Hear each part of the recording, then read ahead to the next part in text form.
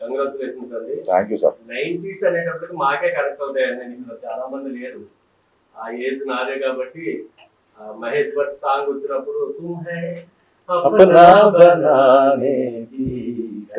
Saudi అరేబియాలో చూసాను నేను ఆ సినిమా. ఓకే, చాలా కనెక్ట్ అయిపోయాం. ఆ ఫోన్ ట్రాపింగ్ కానీ పక్కింటికి వెళ్ళి రావటం కానీ ఇవన్నీ అసలు అలాంటి థాట్స్ ఆ పాటలు మహేష్ భట్ పాట అమితాబ్ బచ్చన్ గారికి ఎలా పెట్టాలనుకున్నారు అంటే కావాలనే చేశారా? నెక్స్ట్ మోరవర్ ఇవిడికి జిక్కి అని సింగర్ పెట్టాలి. నాకు చాలా మంది ఫ్యామిలీస్ ఫోన్ చేశారండి. జిక్కి అనే పేరు పెట్టడం అనేది అసలు చాలా బాగుంది అబ్బాయి అని చెప్పి చాలా మంది ఫోన్ చేశారు. మహా గాయని ఆవిడ. ఇంకా నాకు చిన్నప్పటి నుంచి మ్యూజిక్ తో పెరిగినోండి నేను. మీరు ఎలా అయితే సడక్ పాటలు, మహేష్ భట్, కుమారస్వామి పాటలు విన్నామో అందులో సినిమాలో రవితేజ్ గారికి ఉన్న సచిన్ కడేకర్ గారికి ఉన్న రిలేషను నాకు మా నాన్నగారికి ఉండేది. అంటే మా నాన్నగారి వల్లే నాకు కిషోర్ కుమార్ పాటలు బాగా ఇష్టం. బట్ నేను కుమారస్వామి పాటలు ఎక్కువ వినేవాడిని. మా నాన్న ఏమో కిషోర్ కుమార్ ఫ్యాన్. సో మా ఇద్దరికి ఎప్పుడు ఇంట్లో ఒక చిన్న ఆర్గ్యుమెంట్లు, సరదా డిబేట్లు ఉండేది. సో దాన్నే సినిమాలో పెట్టాను. మీకు నచ్చడం, దానికి విపరీతమైన రెస్పాన్స్ రావడం నాకు చాలా.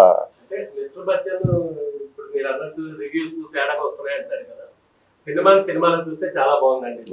అంటే పాటలు ఉన్నాయి, డాన్సులు ఉన్నాయి, ఫైట్స్ ఉన్నాయి. Thank you sir. ఎంటర్టైన్మెంట్ ఉంది. సినిమా విపరీతంగా నచ్చింది నాకైతే.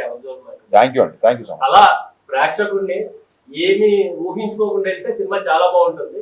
అది మీరు ఏమైనా ఆడియన్స్ కి చెప్పగలరా? లేదండి, నేను బిగినింగ్ నుంచి నేను రివ్యూల గురించి ఎప్పుడు నేను ఎప్పుడు రివ్యూల గురించి మీరు ఇవ్వద్దు అన్నమాట. నాకు నచ్చినట్టు నేను సినిమా తీసినప్పుడు మీకు నచ్చినట్టు మీరు రాసే అధికారం మీకు ఉంటుందని 100% ఎప్పటి నుంచో చెప్పాను. సో వాట్ ఎవర్ ద డిబేట్లలో ఒక 2-3 సార్లు కొంచెం ఏమన్నా హీటెడ్ ఆర్గ్యుమెంట్స్ అయినా పర్సనల్ అటాక్స్ నుంచి అయింది తప్ప నా సినిమాని నాకు నచ్చేటట్టుగానే మీ రివ్యూ ఉండాలని చెప్పి నేను ఎప్పుడు అనలేదు. అండ్ రివ్యూస్లలో కూడా నాకు బాగా నచ్చిన మీకు ఇక్కడ వచ్చే ముందే మళ్ళీ ట్వీట్ చేశాను నేను. గ్రేట్ ఆంధ్ర రివ్యూలో వాగ్దానంలోని లిరిక్స్ని కోట్ చేస్తూ, ఆయన పేరు తెలియదు నాకు, ఆయన ఆ రివ్యూలో ఆ లిరిక్స్ రాశాడు. నాకు చాలా ఆనందం వేసింది. సో అదే ట్వీట్ చేశాను. చిన్నప్పుడు మా నాన్నగారు వాగ్దానంలోని సీతా కళ్యాణం నాకు చూపిస్తూ దాని మీనింగ్ అన్ని ఎక్స్ప్లెయిన్ చేసేవాళ్ళు.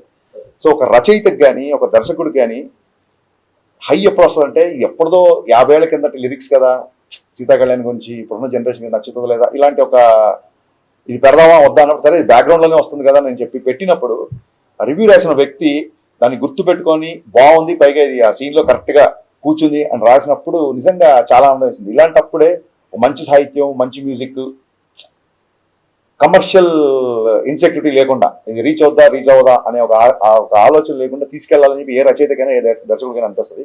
సో నేను దాన్ని ట్వీట్ చేశాను. ఆయన ఐ థింక్ గ్రేట్ ఆంధ్రలో 2.25 ఎంతో వేశారు. So I think I mean చాలా సినిమాలు 2.5, 2.25 వచ్చినాయి. చాలా సినిమాలు బ్లాక్ బాస్టర్లు అయ్యాయి, పెద్ద సక్సెస్ అయ్యాయి. నాకు ఓకే ఓకే లేదండి, అలాగే జర్నలిస్టులు ఎప్పుడూ బ్లాక్ చేయలేదు. నేను బ్లాక్ చేసేవాళ్ళు ఎవరంటే కొంచెం బూతులు మాట్లాడుతూ ఇంట్లో ఉన్న లేడీస్ని తిడుతూ అలాంటి వాళ్ళని బ్లాక్ చేస్తుంది తప్ప నీ సినిమా బాగాలేదు అప్పుడు ఇన్ని అప్రిషియేషన్ వచ్చినప్పుడు ఎక్కడో కొంత ఒక నెగిటివిటీ ఉన్నప్పుడు అది తీసుకోకపోతే అలాగే మొత్తం ఆబాల గోపాల నా సినిమా అలరించాలని కోరుకోవడం కూడా అత్యాశే.